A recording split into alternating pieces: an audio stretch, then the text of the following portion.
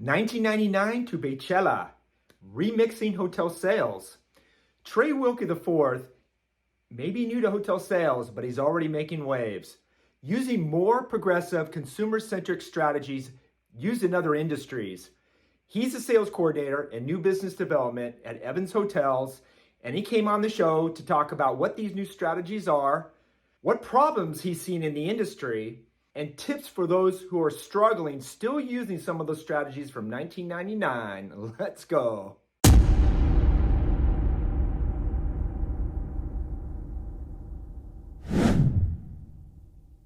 Tré, man, I can't wait to chat with you. Thanks for joining me on this In Sync show, brother. Thank you for having me, Cory. I really appreciate it, man. Super excited about our conversation. Somebody, shocker, I met on LinkedIn first, and then found out you're here in San Diego. Then I met you at HSMAI, the very first one there down at Carte Hotel. We had a great conversation. Everybody at the group was really impressed with you. And then you came to my sales strategy session a couple weeks ago. You killed it. Oh, man, come on. Dropping knowledge bombs. Thank you. I appreciate that. I was a little apprehensive of how that was all going to go over. But I got a lot of pretty good comments and obviously engaged conversation, which is always a good thing. So we're going to basically parlay on that same topic because I think it is hot. So 1999 to Beychella, remixing hotel sales. Before we dig in right here, I've got Tré Wilkie. He's sales coordinator and new biz dev at Evans Hotel. Welcome, man. Thank you. Thank you so much. I really appreciate it. And yeah, it was awesome to connect over LinkedIn first and establish that connection. And I would consider you a really great friend. And I'm so happy to have the opportunity to learn from you and just collaborate and see everything that you're doing on the marketing side and trying to pull all of that together and really bridge that gap for hotel sales. Love it. Thank you for the kind words. And likewise, I'm learning a lot from you because as I mentioned before, I don't often have hotel sales conversations like the ones we're going to talk about. In fact, I don't think I've ever had it in terms of the strategy that we're gonna discuss a little bit more. Can't wait to dive right in and wanted to find out, how did you find so much success early on? You just celebrated your 1-year anniversary. You're new to this game. So man, do tell. So first off, I have to recognize leadership for giving me the opportunity to grow into this and giving me the opportunity to really wear a lot of different hats. That's what I've really enjoyed about Evans Hotels, is it being family owned and an independent hotel chain and company. It's a lot different than what you would see at Marriott or Hyatt. So I've had the opportunity to wear a lot of different hats, started at the front desk, moved into supervisor, and I really think the value and the experiences that I got from the front desk are what have led me to be successful on the sales side, because the front desk is like the headquarters of the hotel. At the front desk, you learn everything about the hotel. You have to, and you know the ins and the outs, and because you are constantly in a state of, I need to be prepared to solve any problem that a guest has, it just puts you in the mindset of always trying to solve and always trying to help. And I think taking that and implementing it into the sales side of the business has, by and large, been a huge reason for my success and why I've been able to grow so quickly and really learn and understand things with that foundation. That's a really good point, because I think a lot of people that have not had the luxury of that same perspective wouldn't necessarily equate sales with problem solving. And in a sense, of course it is, because if there is the foundation of gap selling, no problem, no sale. Yep. Right? And a problem could be the very fact that you're finding a venue for your meeting. That is in a sense a problem. Exactly. And I think that is an amazing perspective that you just shared, because it's about problem solving. Absolutely. Yeah. And at the front desk, there's problems all day. They don't stop. And it could be the smallest thing from, oh, I need an extra coffee pot or towel or whatever sent to my room, to my reservation is missing and we just flew in here from across the globe or wherever. So it varies, and having to be on your toes and solve that problem right then and there, as opposed to, oh, I got this email in, we got some contract negotiations, I have time before I have to respond. You get more of an allotment of time before you have to respond to them, and you can game plan more, which to me has been such an advantage because I'm already thinking so quickly of, okay, what options do I have to solve this? How can I solve it best? How can I solve it efficiently? And how can I think about what other problems they might have based on the one they present you with? Because it's usually like a surface level thing and you got to dig deeper into it. I got the audiobook Gap Selling, listened to the whole thing after you recommended it, and it was funny because I came to find out like, oh, I've been doing this, but didn't realize it. So it's really been impactful and just consistently keeping myself to, we're solving problems, we're helping people. And ironically, the two variables of being at the front desk is that that person's staring at you, right? And you got to wear a smile on your face, right? Yeah. Yes. So being able to solve problems, fly, don't have the luxury of just tuning things out for a minute. You've got to, wow, you got to be on the whole time. And you're the face of the hotel. Somebody checks in, you're influencing their experience. Big time. That's the first and their impression of everything. Yep. The first point of contact. And if you nail it right then and there, I've seen it a million times. I've probably checked thousands and thousands of people in. That initial moment in interaction is going to affect the length of their stay. Big time. Whether you realize it or not, that's up to the individual. But I think really understanding how important that is and knowing like you have an ability to create a beautiful and memorable experience for the guest that's in front of you, and just taking it one person by one person and just really trying to learn them and do whatever you can to make sure their experience is going to be incredible or the best it can be. I've just taken all of that and applied it into the sales side of things because it's really no different, because humans are humans. And that's the core of it, is we're all people and we're all here to help one another. We all want to feel seen and supported. So just taking that and applying it business wise and then the sales side of things, it's pretty much the same thing, but just the technical words and some of the intricacies of it are different. But overall, one of my favorite stigmas is, in fact, some of the people I try to through my workshops is consider not using the word sales, by the way, right? Yeah. Sales oftentimes seems self-serving. And when you start using words like I help, I assist, I empower, it puts them prospect and consumer-centric, meaning you always put the wants and the needs and the interest of them first before your own. And sometimes that means walking away from business. Ironically, this is a great transition because this is probably a little bit about the second question I wanted to ask you about. How is your strategy different from traditional hotel sales, by the way? I would say, and of course it's been a learning process for me. I don't claim to know everything. I'm always learning. Sure. And always seeking to learn. But I think what I've noticed that I do a lot differently is I make the most out of LinkedIn and really take advantage of it. It's the #1 platform for B2B right now. And if you're not taking advantage of it or using it, you're missing out, honestly.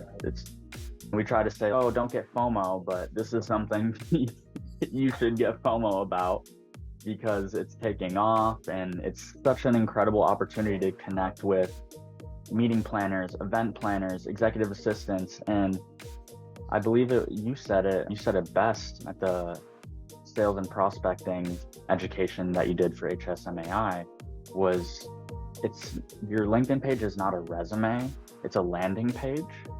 And when you start to shift your perspective of that and say, oh, it's not all about me, it's about what value I offer or what problems I'm solving, I think switching your perspective on that, which is something I've done and I've tried to continuing to work on, has been integral to that success, and definitely something different in my strategy. And I like to do compound connecting. So not everybody's on LinkedIn. Correct. Not everybody is super responsive on email. Not everybody likes to pick up the phone, but everybody does one of those three, or two of those three, or three of those three. There you go. So if you're hitting each thing and compounding your contact, Trifecta. Yep. exactly, you're going to get a hold of them in the best way that you can. And not only that, it's showing your client that, hey, they care, like they're actually trying to get a hold of me. And of course, it's all about being authentic and being genuine, and not just, it really starts with the mindset of, what are you trying to accomplish? Are you trying to help people, or are you just trying to make a commission? Totally. Because that's really a big thing. And yeah, money is awesome. Money is great, but it's about service. We're in the service industry. It's about hospitality. I'm going to feel best about myself knowing that I fulfilled one of my clients' needs. I helped them solve a problem. I helped them with an incredible event. That's going to give me the fulfillment, not just getting them to sign the contract, because that's not what it's about. It's funny you say that. Everybody would agree, word of mouth is the ultimate, that's the golden ring of sales, right? When somebody can refer you business.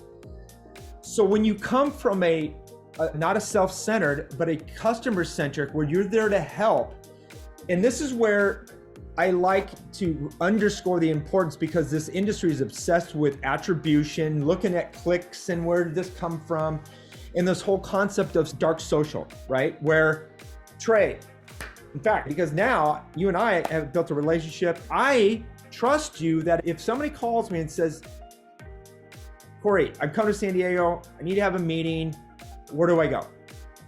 Knowing that you there are gonna make me look good by helping them, not just me make it look good, but I wouldn't want to refer them to somebody that's going to take them to the used car lot and sell them something. Exactly. I know you're going to take care of them. And the only way to do that is when you come from exactly that same stance that you just described, where you're always there to help first. The sales are going to come. And if we just take off the, oh my God, it's not being tracked, or I'm wasting my time because I can't see the immediate results. I'm not flooded with inbound DMs from LinkedIn because I posted about my award from Forbes Travel Guide. My gosh, this must be a bust. And you hit it right on the head. In addition to that, I also say is LinkedIn is not Instagram and it's not Facebook, but I guarantee you're spending probably an hour at least a day on those. With LinkedIn, you can get both check boxes. You can fulfill your social, because it's not all business. Your story just went viral basically on LinkedIn because you put yourself out there. It was heartfelt. You're showing vulnerability. People are wired to that. And they're like, oh my gosh, Tré has an incredible story. What an amazing experience. People learned a lot from you. They connect with you and they feel like they know you now because of that. You can do both of that on LinkedIn. And maybe decrease your doom scrolling on Instagram a little bit, right? Exactly, 100%. Yeah, I couldn't agree more. It's a great opportunity to, like you said, connect with people. And not everybody's as career focused, so maybe that's not as important to them, but it's still a great way to connect with your colleagues, connect with other people in the business, connect with, and there's so many creators on there. You could follow and engage with people that have nothing to do with your industry or niche. It could be motivational speakers. It could be, they even have like sales humor page. There's so many things you can do on it. But getting back to the question, I think that's been huge in the difference of my strategy, is just really taking advantage of that has helped me so much. I love that. And one last thing I wanted to say about LinkedIn. It's really the only platform also that people go there with intention. So there's a ways to look at people if they're engaged, if they're commenting, if they got relatively robust amount of followers, but you can see by the comment, the conversations, if they're injecting themselves, and you can easily find that. You go to their page, you can see who's commenting. Absolutely. If they're commenting, they're there to meet people and build relationships, period. That's intention. They're not just on Instagram trying to find the shiniest new Learjet that Beyonce, ironically, how about that for a tie-in, flying on this week. They're there for reasons, and it's to meet people. And I think that is an important element that salespeople really need to focus on. And you don't have to be posting content. You can just simply inject yourself in a conversation. Absolutely. If you find something that's valuable and something you learned, I just try to always put myself in a place of empathy and think, if I posted this and I offered or provided some value to somebody, of course I would want them to let me know that I offered them something valuable. So if I find value in a post, or it's something that makes me think a little deeper, opens my perspective, I'm always going to think to recognize that person or even add my own little insight, because people want that conversation. They want to grow. Like, they're not just throwing it out into the void and being like, oh, whatever. And you can tell different posts from somebody used ChatGPT to write the whole thing, and it just sounds robotic, and there's no personal touch, there's no authenticity. And those are the ones where you don't have as much engagement, because it's like, is it great to help you write things? Absolutely. Is it awesome for generating creative ideas? 100%. But it does not replace the human connection and the human touch. And I think that's something that people really need to recognize, and most people can see through that, especially if they know you in person prior to your posting, and they see that, and it's never heard that guy use that word in my life. Beychella in the life before, something I would typically use. I had to ask you about that. No, that's great stuff. A lot of challenges coming up. I talked about this. I think I'd probably dig a little bit more behind the peel back the mainstream media that I'm good for my soul. But storm clouds on the horizon. I don't know any of my financial friends that can deny we've got a softening market coming up. What are some of the biggest challenges you're dealing with right now? I think there's two things that come to mind in terms of challenges right now, especially not only just here for us in hotel sales, but I think broadly. The technological limitations.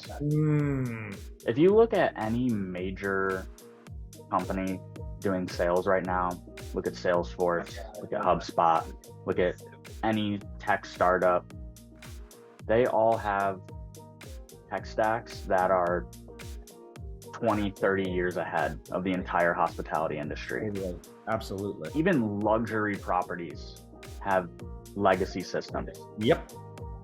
Which to me is, when I came into it, and I'm a technologically savvy person, whatever that means, but coming into it, it was just mind-blowing. This is an enormous business, and the fact that we're using technologies from 10, 15, 20 years ago, the analogy I always like to use is, if somebody offered you a BlackBerry phone with the little stylus to use over an iPhone 15 Pro, you're not going to use the BlackBerry. You don't see people using Motorola Razrs or Nokia Nextel. You don't have people using flip phones. So why are we doing the same thing for our business and for hospitality? So that's one challenge that's, I think, huge, and we're on the rise. We're in a move right now. I'm seeing more and more tech companies get the notoriety they deserve and starting to get recognized. People are starting to implement some of those technologies, and you generally see the big wigs start to do it first, and it makes its way down. But yeah. However, the industry is also plagued with, if it ain't broke, don't fix it. And we've always done it this way. Yeah. I want to blend those two sentences together into one. And it's because oftentimes, I get a deer in headlights when I talk about what you're talking about to people that have been working in hotel sales for 20, 30 years, but it's foreign. But then I go to, like you said, Salesforce. It is literally old school, what we're talking about right now, using technology to nurture and touch people at a high level, using automations to move somebody down the pipeline, so then sales can pick up at the bottom of the funnel, have meaningful conversations seamlessly. That's like old school. Yeah. The thought of doing that in hospitality, it's hard for a lot of people to even grasp that concept, because they get a lead, it goes into the sales and catering software, a proposal pushed out, and it's a very robotic, reactionary sales process. And it is oftentimes, because the industry's been doing pretty well for a while, it gets back to that. Why should I look at something different when things have been going pretty well for me for the last over 10 years? It's been a high demand area. So I think probably it has just something to do with it as well. Absolutely. And I'm not naive to that sentiment either. I totally empathize and understand that, especially from the owner operator side of things. It's okay, if things are going well, our sales are up or our revenue is up from last year and the year before and the year before, and we haven't implemented these new technologies. Why am I gonna spend more money on this thing that I don't understand, I don't know, and completely retrain? And I think the interview that you posted with Susan Berry, she brought up a really valuable point on the fact that in order to integrate a new technology, it's a madhouse, because there's so many systems and processes in place: F&B, housekeeping, maintenance, engineering, sales, marketing, front desk. You've got so many systems. I can completely understand why it'd be like, if this is that's too much good right now, that's all right. Maybe we'll talk about it next year during budget meetings. We'll just pass that forward. But especially, and I know this is dramatic, but a couple of years ago after the pandemic, the GM was mixing cocktails at the restaurant.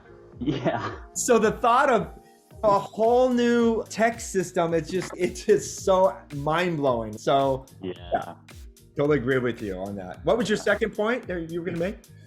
My second point I was going to make is there's a lot of disconnect, I think, especially post-COVID, between hotel salespeople and end clients for group sales, in terms of the executive assistant, office manager, the meeting planner, corporate event planner.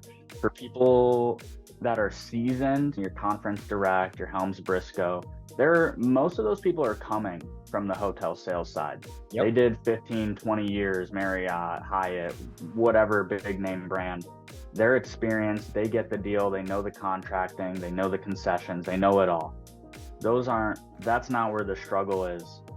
I think there's a lot of struggle with direct, where you might have a group that's 25 people, but they want 6 breakout spaces. And it's just like, there's a disconnect in the understanding of how space works or how the concessions work based on how much revenue you're bringing to the property. And I think that's on hotel salespeople to educate further. Yes, absolutely. I really do. At the end of the day, because to me, I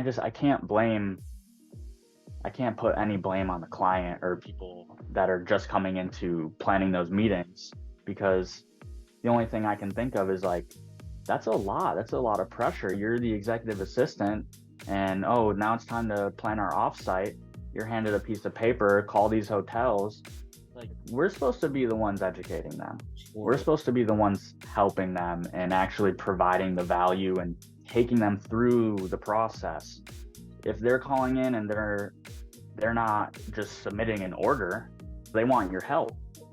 So I think that's been a big problem. And I've talked to some of my sales managers here and just gotten some intel on that. And I always keep my ears up and just listening to the problems that everybody else is facing. And that definitely seems to be a big one, especially post-COVID, with so many people entering these new positions and getting the responsibility of planning a meeting, an offsite, retreat, whatever it may be, but having no prior experience in it. And that makes it difficult for all parties. But I really do think the responsibility falls on the salesperson to educate with empathy and understand where their client's coming from. Because if you implore that, they're going to come back to you next year and be like, hey, I had no idea what I was doing last year, but Tré here, he helped me out. He took me through the whole process. He didn't make me feel stupid. He didn't make me feel bad. He actually educated me. Now I understand it better and really built that trust. Where's the first place I'm going to think to go when we're planning this meeting next year? Absolutely. Now, to take one step back from that, before sales even gets to talk, before Tré gets to talk to Sally Sue, the administrative assistant that's planning the meeting, it starts at the website. What does most hotel and resort websites look like when you go to them?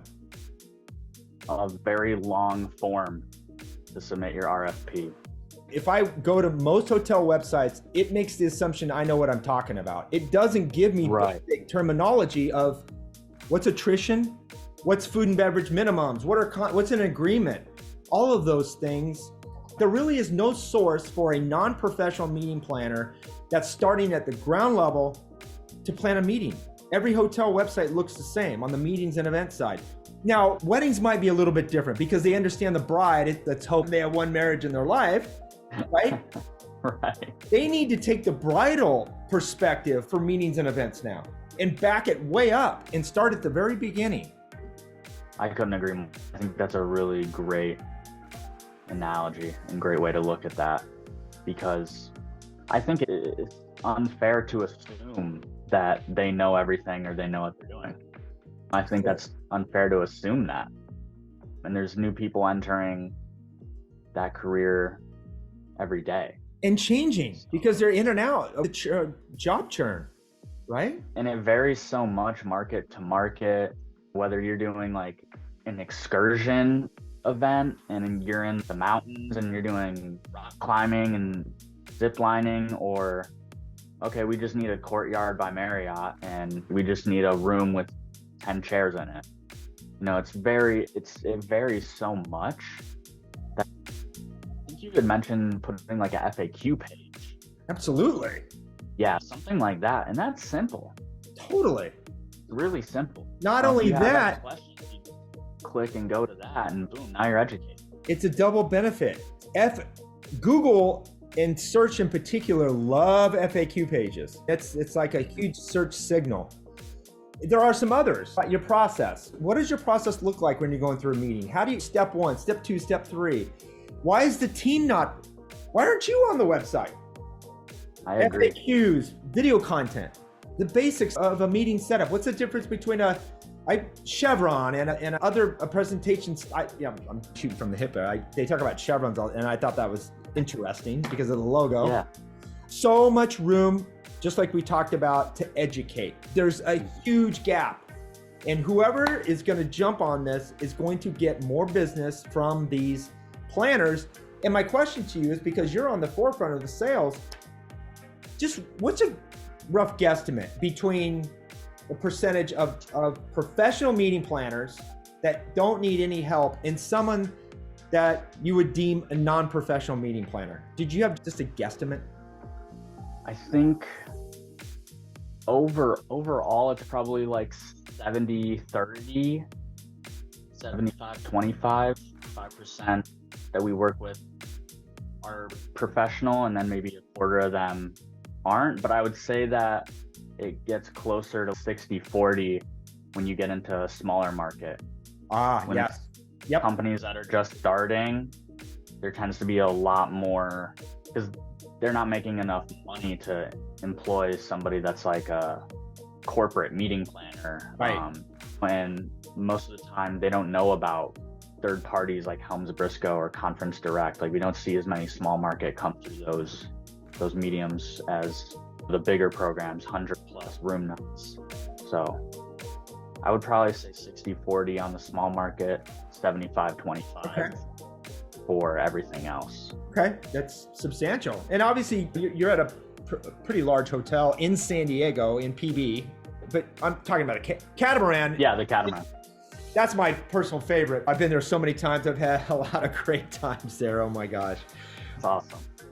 So what are some of your best tips right now for someone that's struggling? Because I've been hearing some of the sentiments. I need to start prospecting. I need to start looking for new business right now. The inquiries are starting to dry up. Tré, help me. What do I do? Step one is, if you don't have a LinkedIn profile, you need to make one. You need to have a professional headshot, a good banner, a good about section. That's step one. And you need to connect with people in your organization, competitors. You need to just begin connecting with everybody in your field and start building out on that. That's step one. Step two is look at your reports, go through who were people that were inquiring last year around the same time in your market. Whatever CRM you use, I'm sure you should have a reporting ability to run something like that. Or even looking a couple months out, because it's not a quick sales cycle. You're not going to see turn and burn unless it's something like small market. This could be a 1 to 3 month decision-making process for an event that might be happening a year or two out. So I think you got to take that into consideration. And most importantly, it's really like having faith. Don't get caught up in the fear. And sales can be a high stress job, but it's only high stress if you're not preparing yourself or setting yourself up for success in the future. Okay, if your pipeline's getting smaller, it's like you should have reached out to Sally, Joe, and Mary Beth a month and a half ago, because you know they're about to start planning their meetings for the following year in the next few months, because that's when you did the deal with them last year. And 80% of your business is going to be repeat.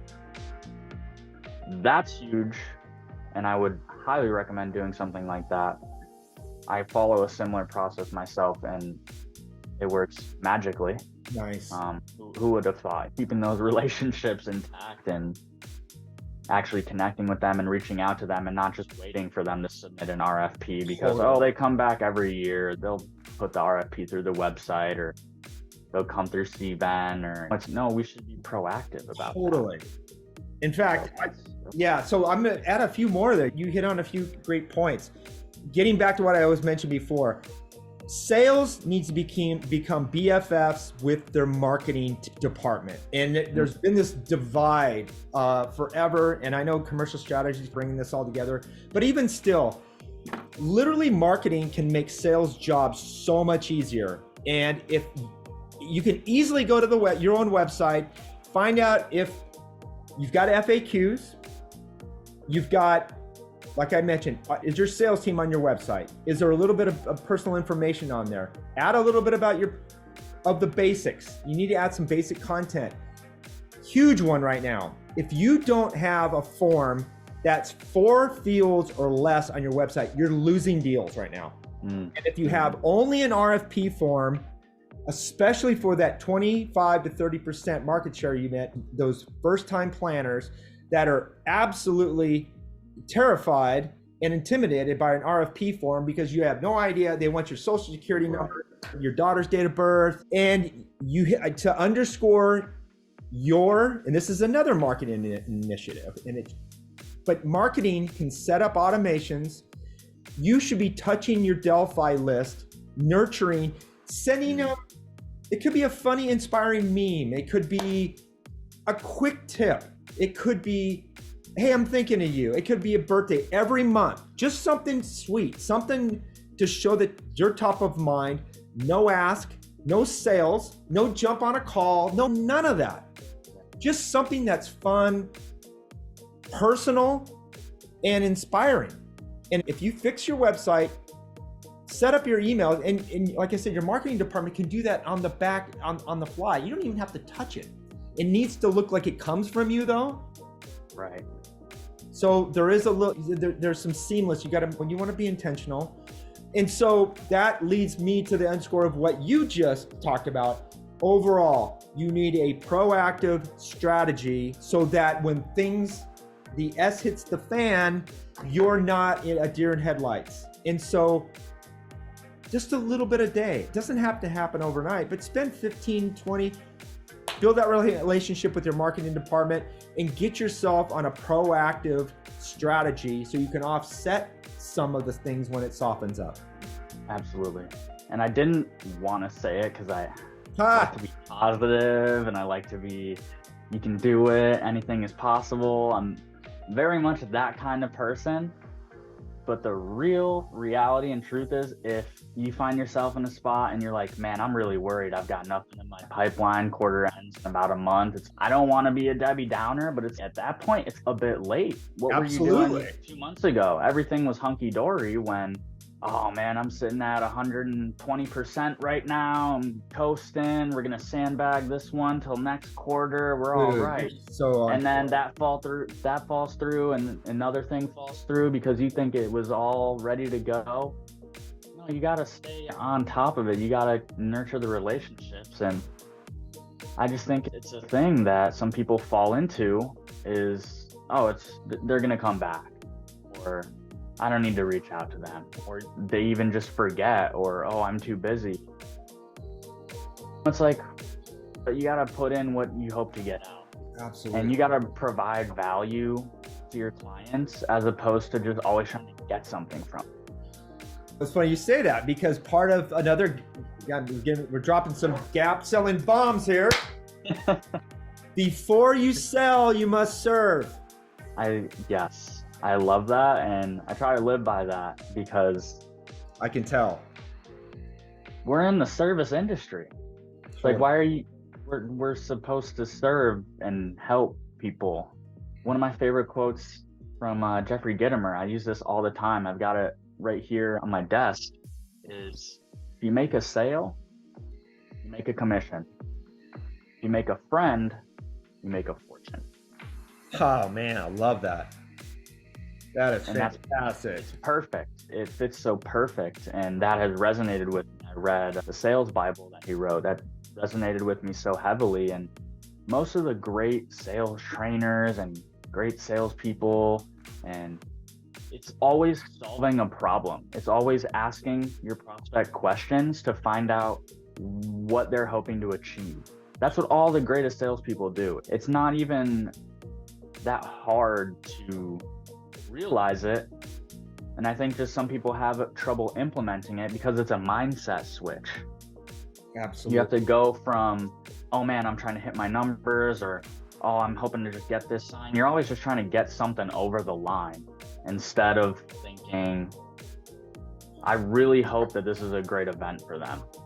I want to be a part of this. I'm privileged to be a part of it. I'm privileged to be in an industry where being nice to people and solving their problems makes me a living. That's how I look at it. When I was at the front desk making minimum wage, I'm still happy because I'm helping people. You got to seek the fulfillment and not just, oh, I want to make X amount, or, oh, I just want to meet my goals, or I don't want to get in trouble, or I'm just trying to get through it. You got to be passionate about it. This is an industry that requires you to be passionate in order to be successful.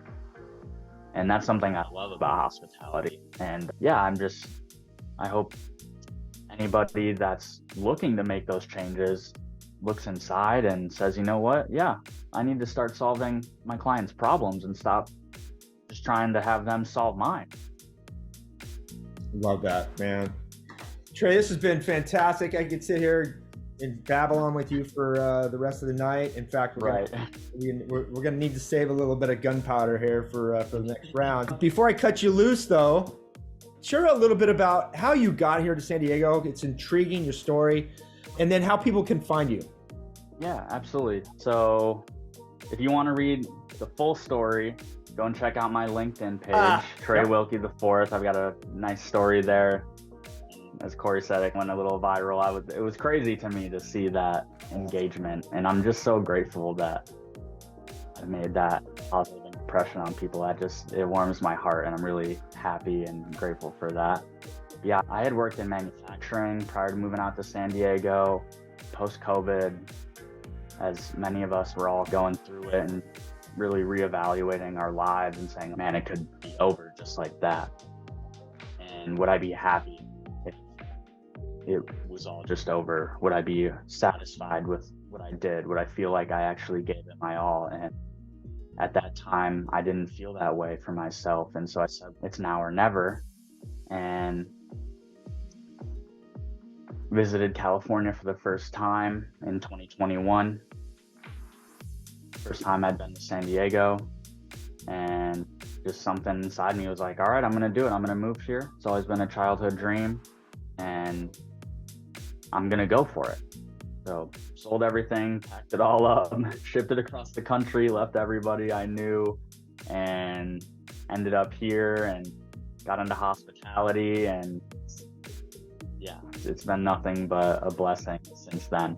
And yeah, if you want to check out a more descriptive and heartfelt writing of it, feel free to check out my LinkedIn page, Tré Wilkie IV.